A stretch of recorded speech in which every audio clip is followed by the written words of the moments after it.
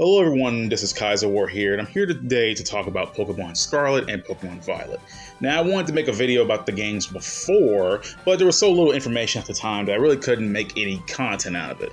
But now I can actually talk about it since they made a world overview trailer and a Welcome to the Paldea region trailer, and it's nice to see what the game has to offer. First thing I gotta talk about is the use of the legendary Pokemons. Now, before in Pokemon games, legendaries are just, these big mythical figures that you'll find nearly at the end of your journey, either before the final, Elite, maybe before the Elite Four or at the last gym or something like that. You'll find the legendaries way later in the game. But this time, your legendaries, Koraidon and Miraidon, are actually Pokemon you seemingly get very early in the game, and they are your main mode of transportation. Now, I like the idea of Pokemon in Legend ARCSYS, where you get multiple Pokemon and you can use them to traverse the land of Hisui, right? For example, you can use a Basculegion to go on the water, or you can use a Braviary to fly through the air.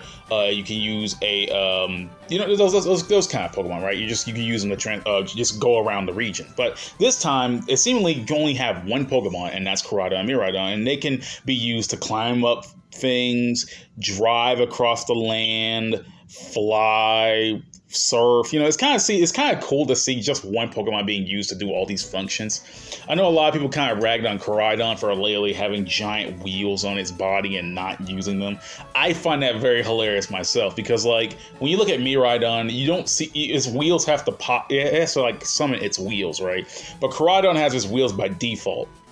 But it's really funny that Koraidon is the one that has wheels on its body all the time and yet doesn't use them, but Miraidon has to summon his wheels and then has to tuck his body in kind of like a little plane of sorts. It has to tuck his body in his robotic-ish parts and just do what it does. And I find it really funny. My original idea is that Miraidon was going to be more like a hoverboard, not a hoverboard, like a hoverbike kind of Pokemon, where Koraidon would just ride on his wheels and Miraidon would just float above the ground. But, they all have their own purposes, which is kind of cool. It's also nice to see how they're going all in the open world aspect of this game. Now, Pokemon Legends ARCSYS was, even before ARCSYS, Pokemon Sword and Shield. The wild area is probably the closest thing we ever had at that point to anything. It's not open world, but we never had any big open areas in Pokemon before the wild area, right? And the wild area was okay. It wasn't like some big grand thing. It was big and open, but it wasn't this game-changing thing, right? It was just hey, it's a big area. Pokemon of many levels are growing around here. You can surf, you can find wishing stars, all that kind of shit, right? So that's one thing. But then Legends ARCSYS comes out, and while not open world, it does have really big open areas that are segmented off into different parts of the region in order to make it feel like open world, right? It's not open world, but it has a feeling of it, right? So then we get Pokemon Scarlet and Violet, and they said multiple times that this is an open world Pokemon game. Now, I don't know how true that will be. They said it multiple times, but at the same time, I kind of have my doubts. Again, we'll have to just get the game and play it ourselves to know what it's all about. But if this truly is the first they said before that this is a Pokemon open world game with seamless areas, which means they're all the land in the game is connected. It's not like Legends ARCSYS where all the land was segmented off into different sections. You have to go through a menu to get to them. It's actually a full-on open world game. And I kind of like this idea. I don't know how big the world's going to be. I'm not really, an open world guy. I'm not saying I'm against it, because I will play open world games, and I love Pokemon, so this is the perfect opportunity to do that. But seeing how close this game is to coming after Legends ARCSYS, I understandably have my doubts. Now, I've never was that kind of people who just, kind of ragged on Pokemon for things like that. I like every new Pokemon game that comes out. I like to see what's new about it, what's going to happen, what team I'm going to choose, that kind of thing. That's what keeps Pokemon interesting for me. And seeing that they're going all in on this open world aspect is really cool to me. We just gotta see what it's all going to be about. The Paldea region looks very interesting from the areas I've seen so far, and I definitely would like to play it when it comes out in November. The new quote-unquote gimmick that people like to say, because people say it's a gimmick, every region is like, oh, Kalos, we had Mega Evolution, Alola, we had the Z moves, Galar, we had Gigantamax and Dynamax. So yeah, that kind of thing. So yeah, this new gimmick, I don't like really calling it gimmick, really. I don't like saying the word gimmick because it kind of just sounds like it's devaluing what the mechanic is in the game. I don't like calling it gimmick.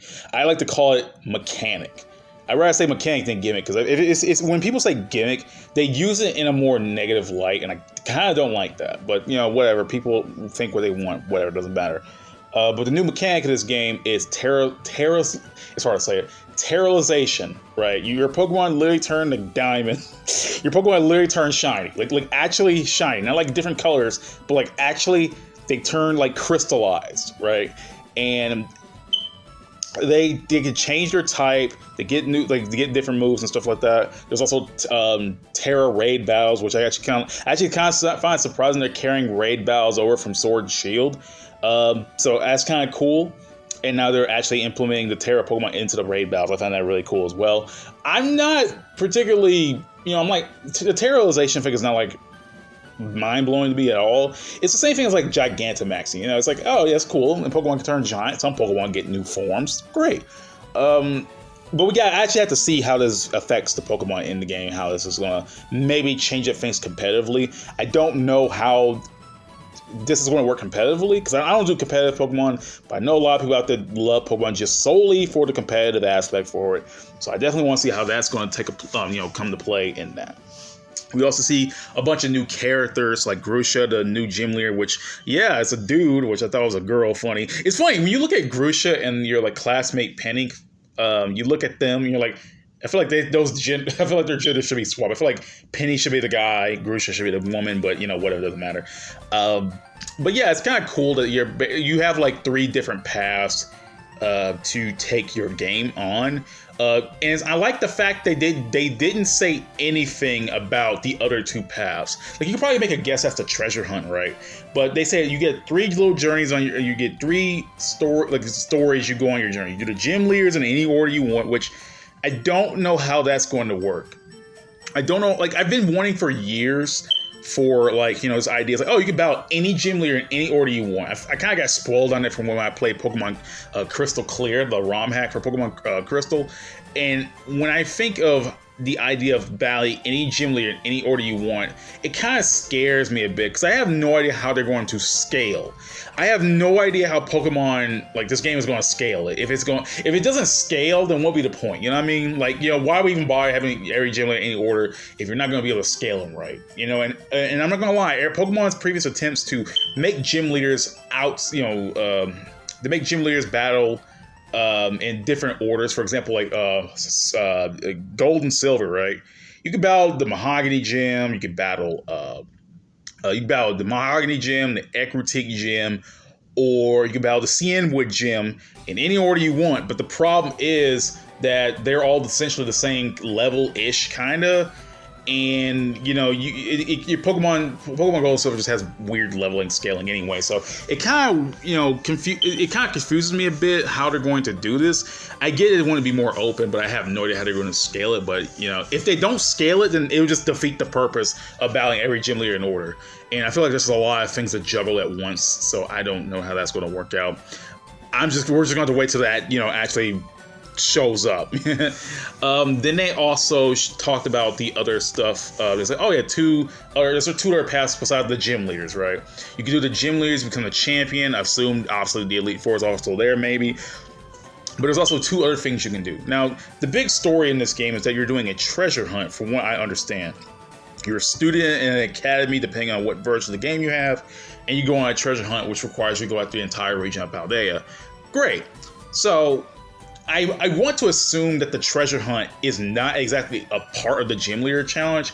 I have no idea how the gym leader challenge or how the other story modes are going to take place. Are there going to be separate story modes? Are they going to be in all one thing where you can just choose what you want to do? That's what I'm confused about. It's kind of cool to see the gym stuff is optional this time. It's not like the main thing of Pokemon. It's like, that's always been the main thing of Pokemon. You battle the gym leaders, you battle the Elite Four, you battle a champion, boom, you win. You are winner. You are winner. But it's nice to see that gym leaders are optional now. And my only guess is that maybe one of the other modes is the treasure hunt. I don't know if the treasure hunt is a part of the walking around and battling their gym leaders, but whatever. But there's also a third thing you can do. We don't know about that yet, and I'm kind of glad we don't know that yet. I'm kind of glad we don't know anything about no evil teams yet. It's kind of nice to see Pokemon be mysterious right now. Now, sometimes they'll just like, oh, we'll just throw everything out on the table right now. And they've done that for the past couple of Pokemon games. They'll essentially just give you all the spoilers at that point. But we already know what's going to happen because November is still quite a ways away. It's November, right? The 11th month of the year, and we're currently in August, so that's 3 more months to go, right? So I have no idea what's going to happen down the line, but I feel like we're going to know everything we need to know about the game in the next 3 months. So yeah, that's pretty much that. And I'm excited. I'm pretty excited to see what's going to happen. I hope we get to see more Pokemon. Oh, it's also nice to see we have more regional variants. These regional variants are starting to bleed. They're starting to toe the line of like, yeah, every region is going to have a different Pokemon, look to it. But it's starting to get kind of confusing where you have to like separate. Oh, which Pokemon is a Galar region Pokemon? Which Pokemon is a Hisuian region Pokemon? Which Pokemon is an Alolan Pokemon? Which one's going to be a Paldean Pokemon? That kind of thing. It's like these regional variants are starting to bleed together now, where they're just like, okay, which one goes here? And it's hard to remember that kind of shit. You know what I mean? It's starting to get really hard to remember that kind of thing now. But whatever. I'm a big Pokemon fan, so I'll just have to grin and bear it. But yeah, it's nice to see like more stuff, right? I love Pokemon to death. It's nice to see more stuff about Scarlet and Violet. I'm still a little bit iffy on the release date. I know Pokemon's have had a history of having one Pokemon game every year, but Scarlet and Violet seems like a really big scale Pokemon game. And yeah, Legends Arceus was too. But this game is seemingly big, you know what I mean? Big open, like full open world, different story paths to take, new Pokemon, all that kind of stuff. So like, you can also play multiplayer with all your friends. So like a 4-player Pokemon game, you can literally play the Pokemon game with your friends, which I find very interesting. That's a new thing that I really like. It's not going to play with anyone because I'm going to play the game with myself, but yeah, it's kind of cool you can actually do that now. That's actually super cool. But I wonder, like, the release date is a little bit too soon because Legend Arceus wasn't even out that long before this game was announced, and I was kind of saddened to know that Legend Arceus wasn't going to get any more like DLC or story mode updates. I mean, yeah, they get the Daybreak update, but that was like the only update it had.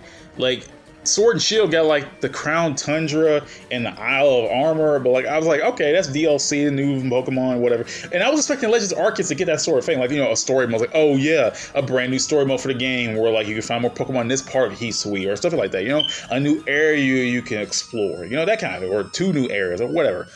But whatever. I think, Legends Arceus was just a side thing they were wanting to do to prep them up for Scarlet and Violet. Now, I'm kind of saddened that some mechanics from Legends Arceus probably won't make it to Scarlet and Violet. Like, you're walking around the overworld, you catch Pokemon, like, in real time.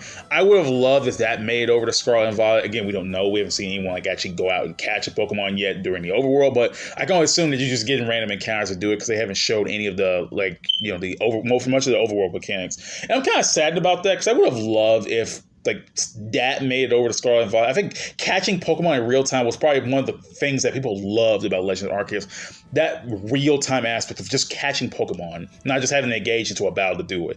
I hope that carries over to Scarlet and Violet, but I don't see it happening. But anyway, yeah, I'm excited. I have never been disappointed in a Pokemon game before. I know that sounds weird these days because everyone's disappointed about everything. I'm not that kind of person. I look forward to every new Pokemon game, every new mechanic, every new regional variant, every new human character, every new legendary, all that shit. I love Pokemon because these games are like they're so fun. They're enjoyable. You can play them any way you want. You can freaking catch any Pokemon team you want and just, make your own journey, right? And that's what I love about Pokemon. And I'm glad to know that Scarlet and Violet are trying to, go above that, try and fully embrace what people love about Pokemon. You know what I mean? And Legends Arceus was a good step to that. Legends Arceus was not the most graphically impressive game, but on a mechanic level, Legends Arceus was a damn good game. It was a great step forward for Pokemon, and I hope Scarlet and Violet continues that. So yeah, I just wanted to say that. Just wanted to ramble on for a few minutes, just about my favorite, just what I love about Pokemon, what I seen about Scarlet and Violet. So yeah. I will see you all next time. Peace out, everyone. And I will try to make more Pokemon content as time goes on, because, again, I love this series to death. So without further ado, I will see you all next time. Peace out, everyone. I hope all you guys have a great day. I am out.